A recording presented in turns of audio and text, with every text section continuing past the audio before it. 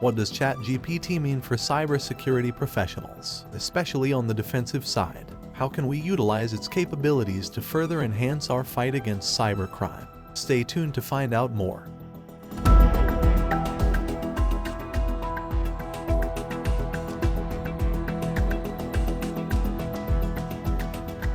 During the past couple of months, ChatGPT has been making headlines in the tech industry, and everyone has caught scent of the excitement.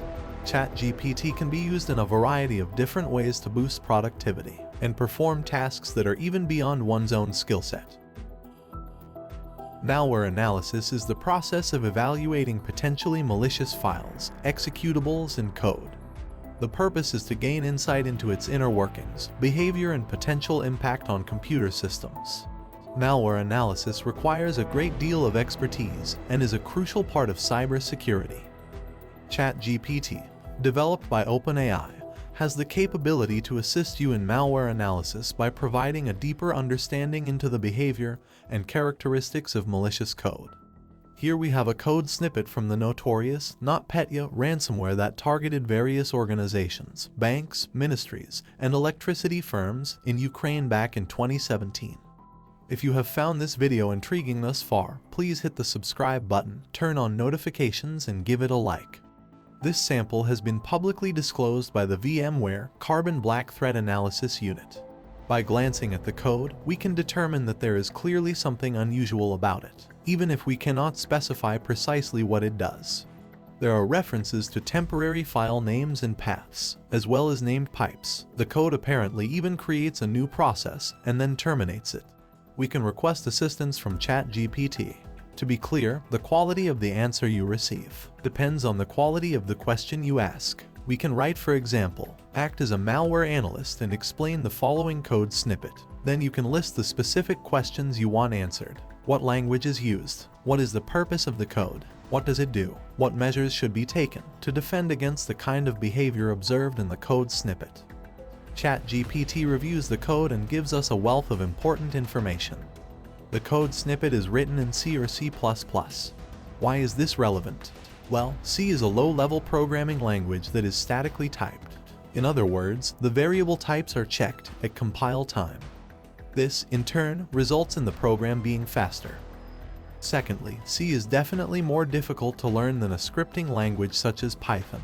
And thirdly, C does not require any additional piece of software to be installed in order to run, whereas Python code will not run natively on Windows and will require you to go through an installation process first. Based on this, we can make the assumption that the entity who wrote this code is a professional, or at the very least, an individual with advanced skills, and that they know what they are doing. The second important piece of information that ChatGPT highlights is that the code uses the Windows Application Programming Interface. Functions such as find resource W and the get temp path W from the file api.h header. This tells us that the code was designed to be run on Windows operating systems.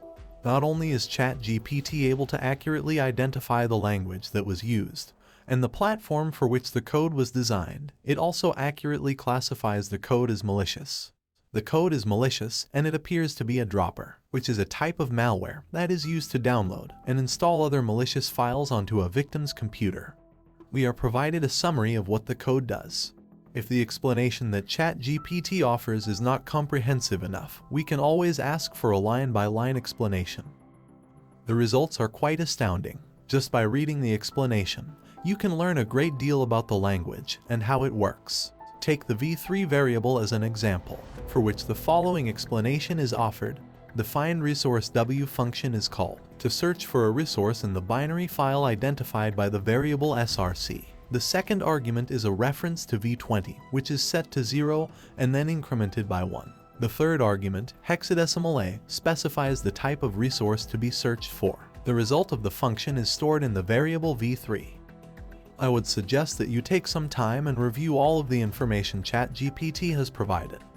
Rather than just reading it for you, it will be more beneficial for you to read through it and try to understand how the code works.